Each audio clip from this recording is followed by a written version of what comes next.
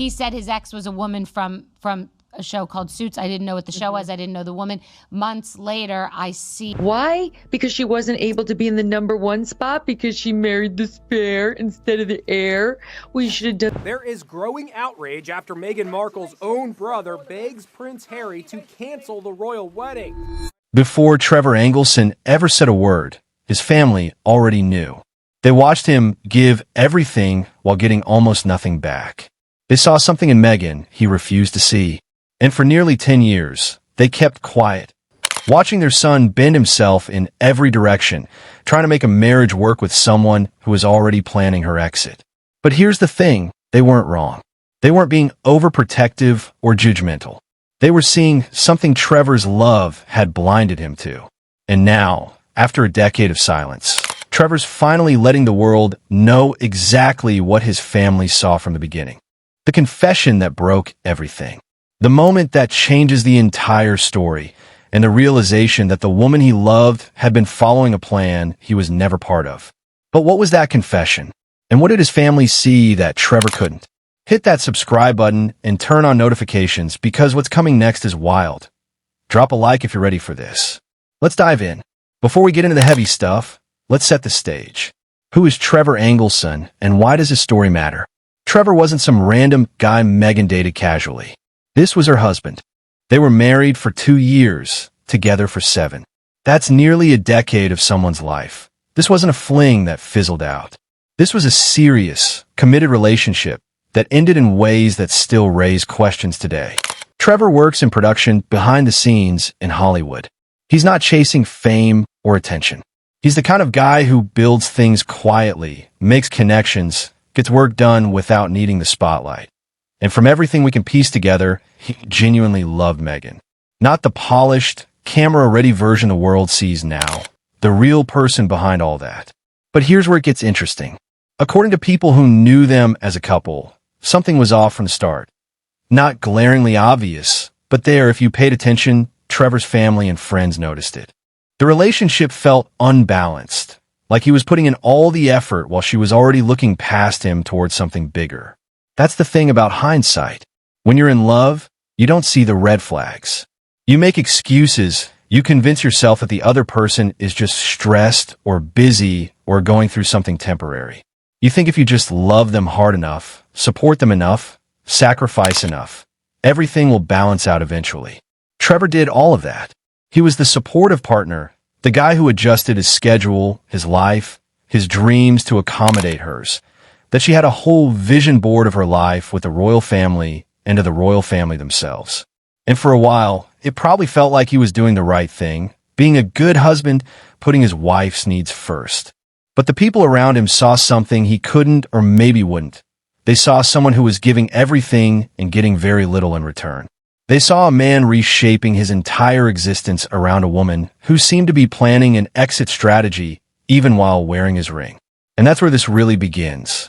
Not with the divorce, not with the headlines or the drama that came later.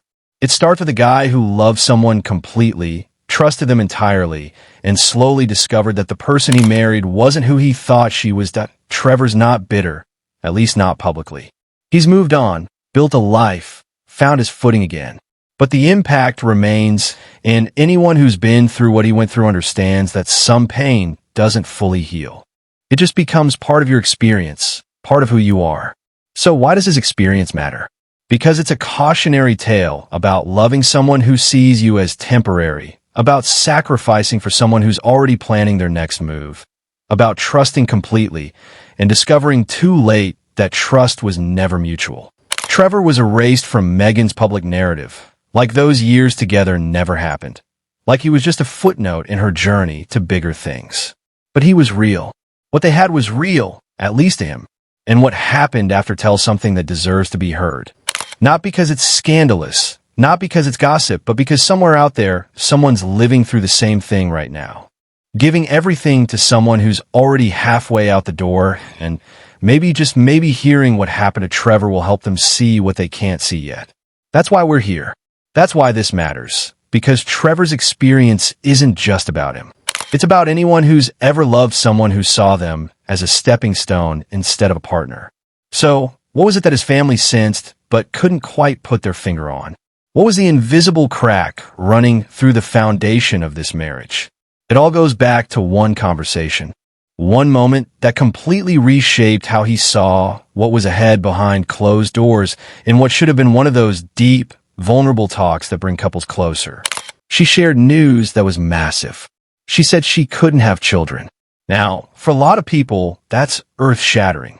It changes everything about what you thought your life would look like, the family you imagined, the path you've been picturing. All of it shifts in an instant. But get this, he didn't fight it. He didn't pressure her. He didn't even question it. He's like, yep. She had a whole vision board of her life with the royal family and of the royal family themselves. When someone you love drops news like that, you don't argue, you accept it. You adjust, and that's exactly what he did. He completely reshaped his entire vision of their marriage around this reality. No kids meant a different kind of life together, and he was okay with that. People close to him say he genuinely made peace with it. He figured they'd focus on their careers, on traveling, on creating a life that worked for just the two of them. So he accepted that path, that he let go of the idea of being a father because the woman he loved said it wasn't possible. And when you're committed to someone really committed, you don't hold on to dreams that hurt them. For years, this was just part of their story, a private reality between husband and wife. They navigated it together and moved forward from it. The trust was solid, or at least he thought it was. Fast forward a few years, she's married to someone else now, living a completely different life in a completely different world. And then the news breaks, she's pregnant. Then comes Archie. Then comes Liliette. Two beautiful, healthy children. The very thing she'd explained wasn't possible suddenly became reality with someone else. Can you imagine what that felt like? Not anger, at least not at first, just pure confusion. The kind that makes you question everything you thought you knew. Did she genuinely believe she couldn't have kids back then? Was it a medical thing that somehow changed, or was it not true to begin with? According to people in his circle, that's when everything started unraveling in his mind. All those years he spent reshaping his expectations, letting go of fatherhood, accepting a life without children. And it turned out the foundation of that acceptance was built on words that weren't accurate, or at least weren't permanent. The trust he'd placed in her honesty suddenly felt shaky. This wasn't just about kids, that IT was about honesty. It was about wondering what else he'd accepted without question that maybe wasn't the whole story. If this fundamental piece of their marriage turned out differently, then she'd said, what else had he missed? And that's the question that haunted him. Now, why did she lie? But what else don't I know? Because once you start pulling at one thread, the whole thing starts to unravel. And for him, seeing her become a mother after she'd explained it couldn't happen, that was the thread that made everything else start falling apart in his memory. His family's concerns suddenly made perfect sense. The imbalance they'd noticed, the feeling that things weren't quite right. He's like, yup. And I'm like, I go, you think she's going to close? And he's like, oh, she'll close. And I don't want to get into more about that, but he was like, she'll. It all traced back to this moment, that this conversation that turned out to be either wrong or temporary or unclear in ways he was never meant to fully understand. And that realization years after the marriage ended hit him harder than the divorce itself ever did. If the confession about children planted the first seed of doubt, the years that followed showed exactly how one-sided things had become. But he didn't see it at the time. When you're in it doing all the work, you convince yourself it's temporary. You tell yourself she's busy, stressed, focused on what's next. You make excuses because admitting the truth feels worse than living in denial. During Meghan's Suits era, he became the definition of a supportive partner. This man went island.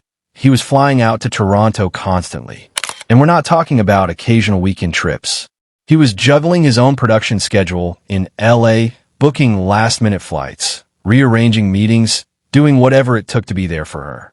He'd show up on set between her long filming days to spend a few hours together before flying back for his own work. And it wasn't only the flights. Care packages arrived at her Toronto place regularly. Little reminders that he was thinking about her, that he cared. He checked in constantly, made sure she knew she wasn't alone. He even started exploring ways to move parts of his work to Toronto, looking into whether he could relocate some projects to close the gap between them. That's not being supportive. That's restructuring your entire life around someone else's dreams.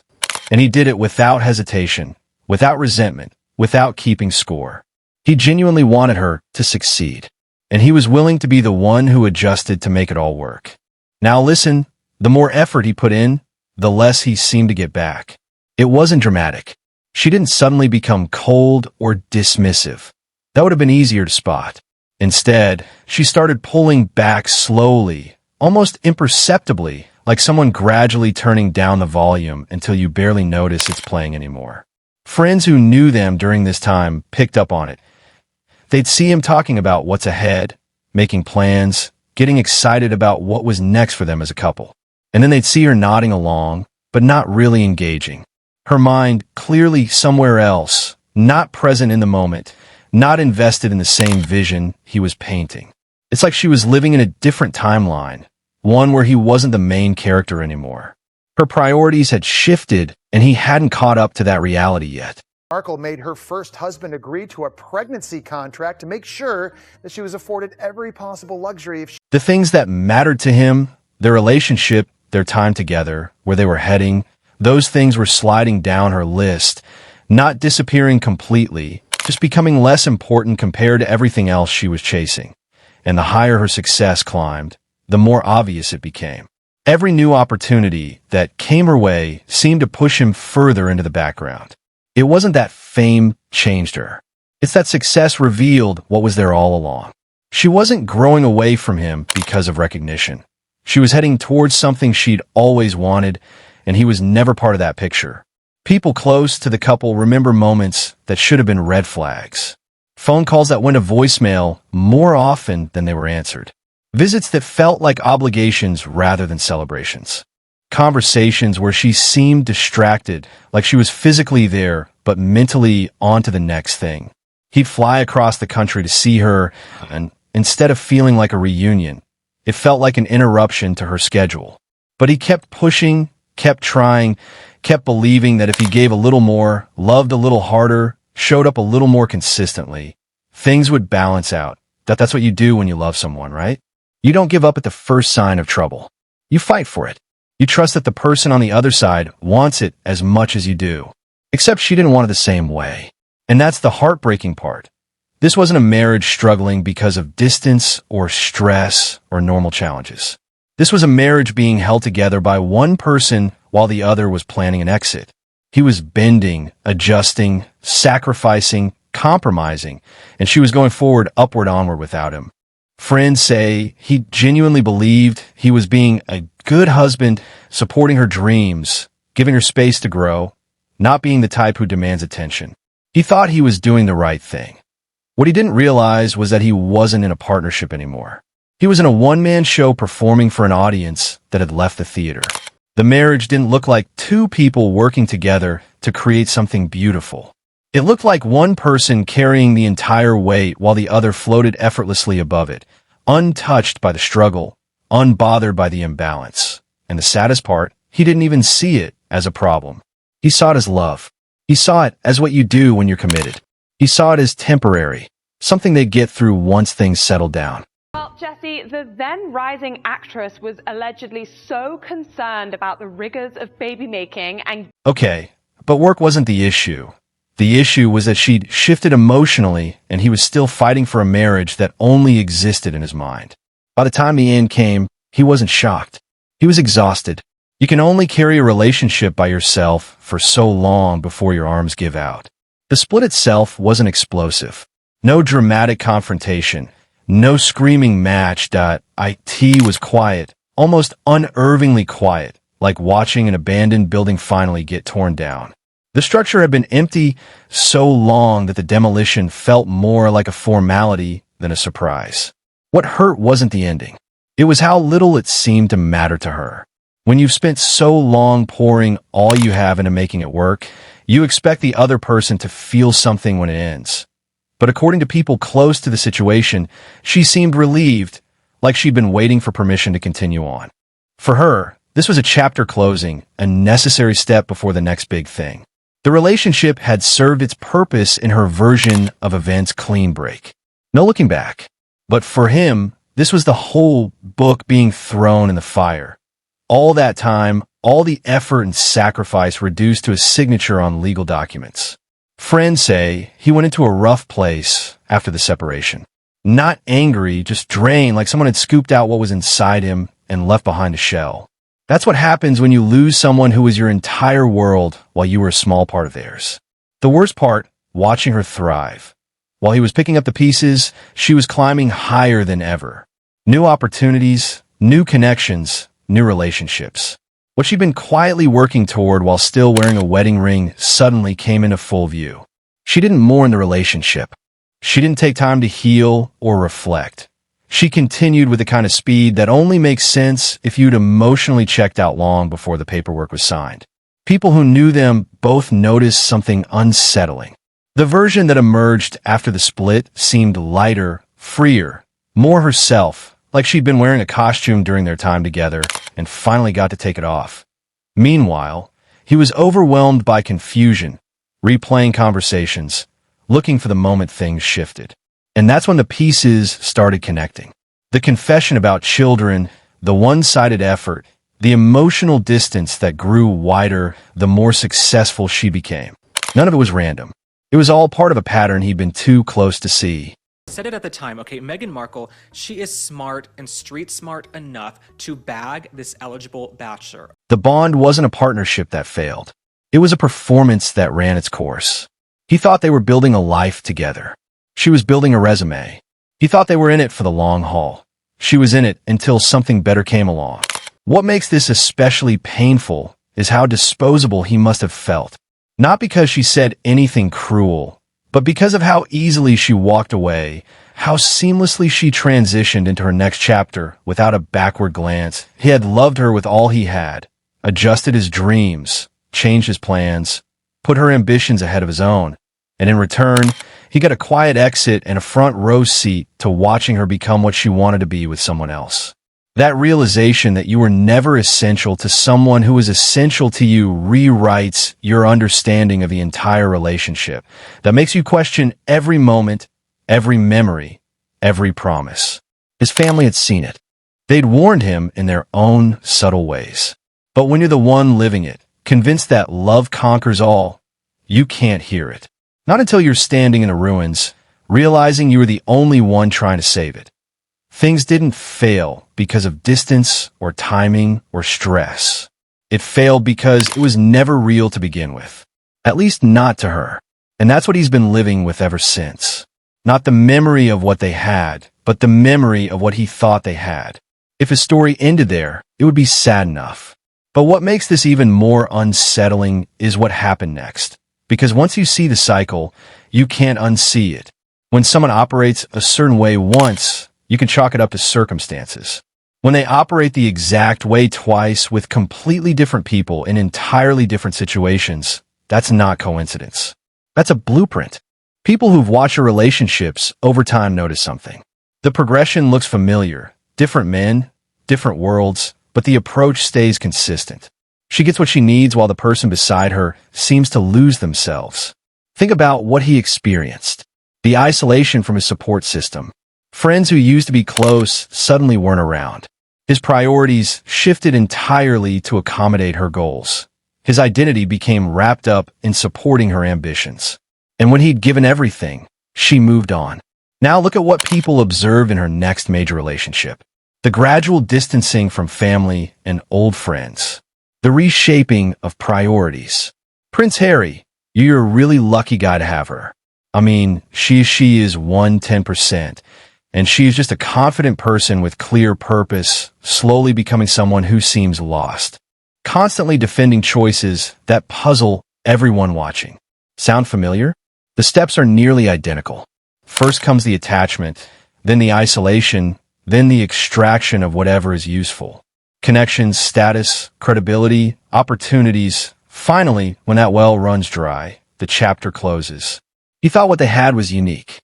Then he watched her enter another high-profile relationship and saw the playbook run again. Different stage, higher stakes, but the fundamental approach remained unchanged. the way she positions herself when things get complicated, the way people who become inconvenient disappear without explanation, the way she controls the narrative, the way she moves through relationships, leaving broken connections while always emerging as the sympathetic figure. He lost his sense of what was real. Others in her orbit have lost family connections, long-time friendships, even their sense of identity.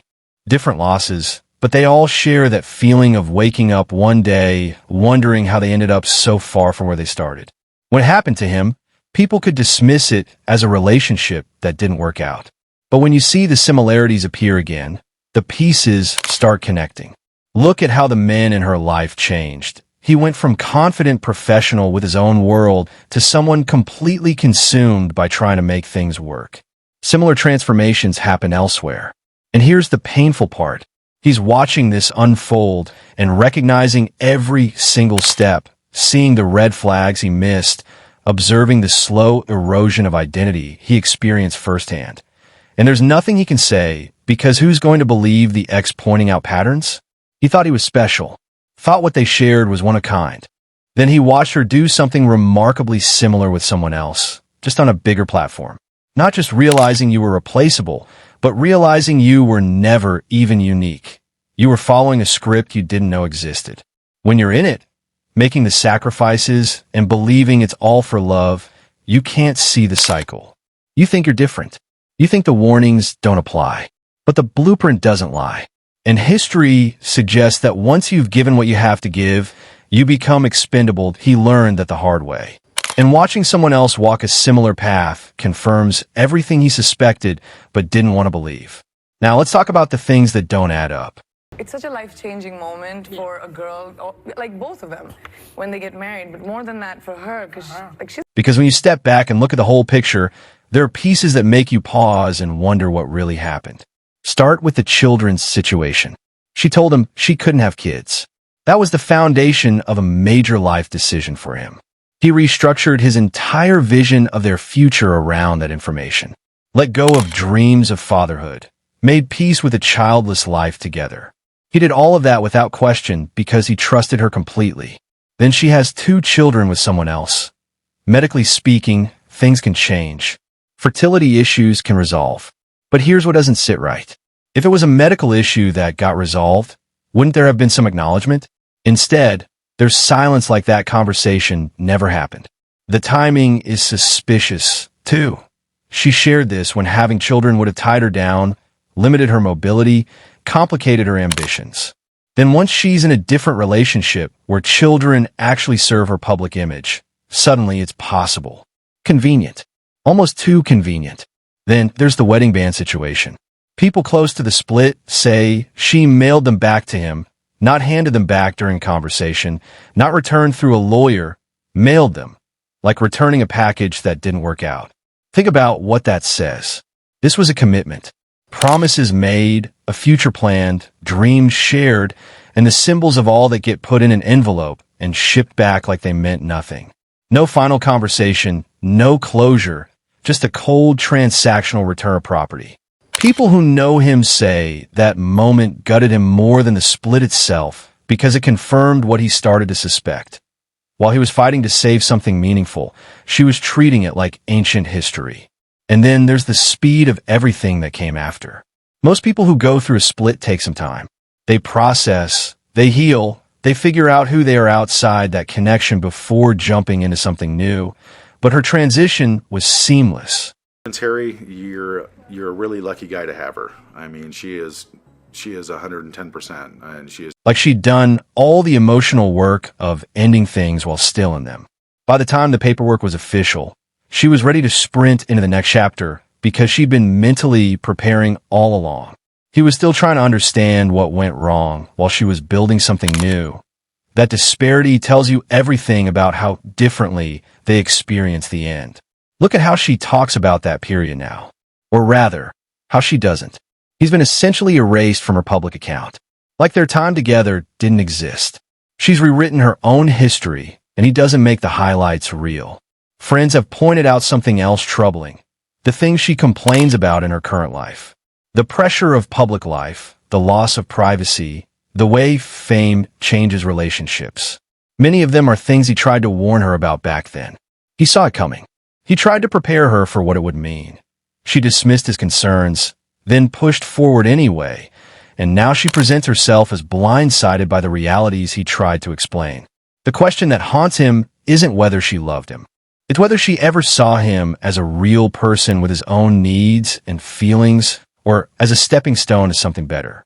Because when you look at how it ended, how quickly she moved on, how thoroughly she's erased him, how little sign there is that their time together left any mark on her, it's hard not to question what it all meant.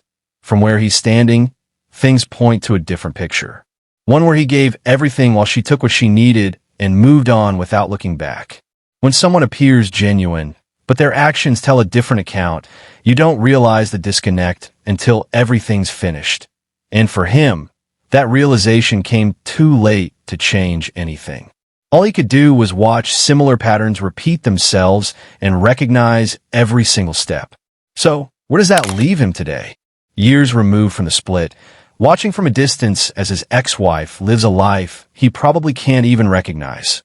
What does it feel like to be the person who got erased? When she first met Meghan, Meghan was very interested in British life. She wanted to find a British man. The chapter that got deleted. According to people close to him, he's moved on in the practical sense. He's continued his work. He's built new relationships. He's created a life that doesn't revolve around her.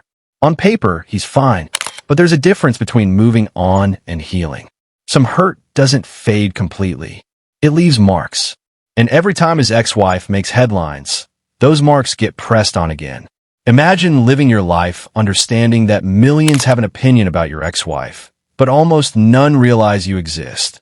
They see her as she presents herself now, with no context about who she was before or who she left behind. You're a ghost in your own experience, watching someone else tell an account that conveniently excludes you. It's out of weigh on you. When someone rewrites the past to make themselves look better, you're the person who lived that past with them. You understand what got left out, and you can't say anything without looking bitter. He's in an impossible position that, if he speaks up, he's the jealous ex who can't let go. If he stays silent, the erasure continues. There's no winning move. And he's not dealing with a regular ex. He's dealing with someone who's become a global figure. Someone with fans who will defend her no matter what. Someone with a platform to shape public opinion in ways he could never match. People close to him say he's made peace with staying quiet. Not because he has nothing to say, but because he realizes anything he says will get twisted. He could share his experience exactly as it took place, and it wouldn't matter. Because people believe what they want to believe, but peace isn't the same as happiness. You can accept a situation without being okay with it. His silence doesn't validate her image. It's the survival strategy of someone who learned that some battles can't be won. What haunts him isn't the split itself. It's the realization of what the relationship actually was, the slow, painful process of looking back and seeing all the moments he misread. Meghan did finally make that transition to British life a few years later. Her American friends were dumped. All the times he thought they were building something together when she was really using him as a foundation to launch from. This kind of revelation fundamentally changes how you see yourself. Makes you question your judgment. Makes you doubt whether you'll ever trust someone that completely again. He's not just carrying the loss of a relationship. He's carrying the weight of betrayed trust and understanding that he was disposable to someone he would have done anything for. It's a different kind of ache that doesn't heal with time, that it just becomes something you learn to live with. But here's the thing about reality. It doesn't disappear because someone pretends it doesn't exist. His experience is real whether she acknowledges it or not. And there's small comfort in this, that someday the full picture will come together for people. That the pieces he represents will click into place with the pieces others have experienced, that he understands what went down. The people close to him understand. And slowly more people are beginning to see it too. He doesn't need vindication from masses. He doesn't need her to admit she was wrong. He just needs to recognize that he's not crazy. That what he experienced was real. At least now he sees things clearly. And clarity, even painful clarity, is better than beautiful delusion. He learned who she really was. And while that lesson cost him dearly, it also freed him from wasting any more of his life on someone who never truly saw him as anything more than a means to an end. It's not the happy ending anyone wants. But sometimes survival isn't about happiness, that it's about clarity. And he's living with his reality now. Even if the world never fully sees it, even if he stays erased from her telling, he sees it clearly. And sometimes understanding has to be enough. Oh, what's the takeaway in all of this? Were we supposed to learn from his experience? Because this isn't just gossip or drama. This is a real person's life, real pain, real consequences that he's still living with today. Perhaps the point is about recognizing when you're giving more than you're getting. He poured everything into that relationship, his time, his energy, his dreams, his future, that he restructured his entire life around someone who was already planning her exit. And he didn't see it because he was too busy being the supportive partner, the guy who sacrificed without keeping score. There's nothing wrong with being supportive. There's nothing wrong with making sacrifices for the person you love. Demanded her husband Trevor pay for a personal trainer and a nutritionist to help her bounce back. Meghan Markle, she knew how to come in and be a chameleon and say what he wanted and get him wrapped around her finger and make him fall. But there's a difference between partnership and servitude. In a real partnership, both people adjust. Both people sacrifice. What he had wasn't a partnership. It was a one-man show where he played every role while she sat in the audience waiting for her cue to leave. Or perhaps it's about paying attention to patterns. When people show you who they are, believe them. When those who care about you start expressing concerns, listen. When you find yourself making excuses for behavior that doesn't sit right, pause and ask why. His family saw the imbalance. His friends noticed the problems, but he couldn't see it because he was too close, too invested, too convinced that love would be enough. Or the point might be simpler and harder than that. Some people view relationships as transactions. They're not looking for a partner. They're looking for what that partner can provide. Status, connections, opportunities, stepping stones to the next level. And once they've extracted everything useful, they move on without looking back. It's a difficult reality to accept because it means admitting that not everyone operates with the same values you do. He assumed she loved him the way he loved her. He's got to stick it to the royal family. Why again? Because they made her rich and they made her a huge star. But those assumptions cost him years of his life and a piece of his soul he'll never fully get back. But his experience also shows us that survival is possible. You can live through being discarded. You can rebuild after being erased. You can find calm even when the person who hurt you never acknowledges the damage they caused. It's not easy. It's not quick, but it's real. And it's what he's doing every day. He's not waiting for her to apologize. He's not holding out hope that she'll admit what she did. He's just living his life, carrying what he experienced, and understanding that it matters whether anyone else validates it or not. And that might be the most important takeaway of all. What you went through doesn't need external validation to be real. Your experience doesn't become less significant because the other person rewrote history. You lived it. And that understanding, painful as it is, becomes the foundation for building a better future. His journey isn't over. The relationship ended. Yes, that chapter closed. But his life continues. And every day he moves forward is a day he reclaims from someone who thought he was disposable.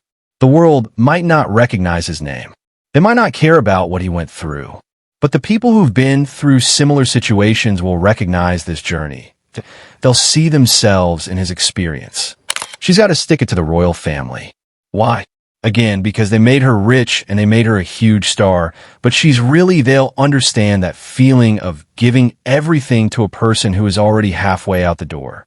If you're reading this and seeing yourself in what he went through, understand this. You're not alone. The pain you feel is valid. The confusion you're experiencing is normal. The anger at being discarded is justified. And the journey to healing, however long it takes, is worth it. He survived being with a person who saw him as temporary. He survived being erased from her account. He survived watching her become everything she wanted to be with another person. And if he can survive all that, you can survive your version of it too.